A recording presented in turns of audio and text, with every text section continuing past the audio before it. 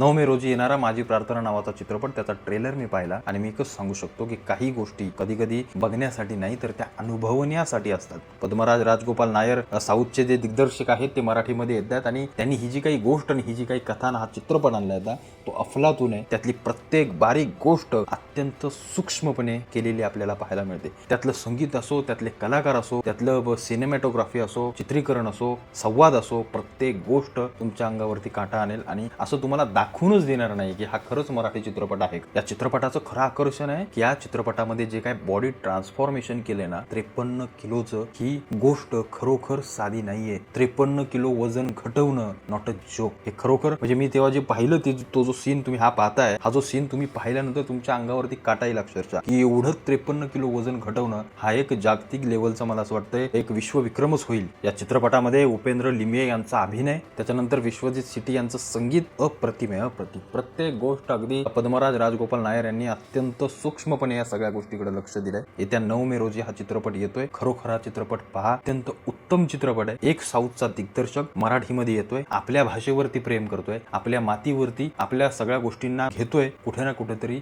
महाराष्ट्रामध्ये आणि मराठीचं चांगलंच नाव होतंय.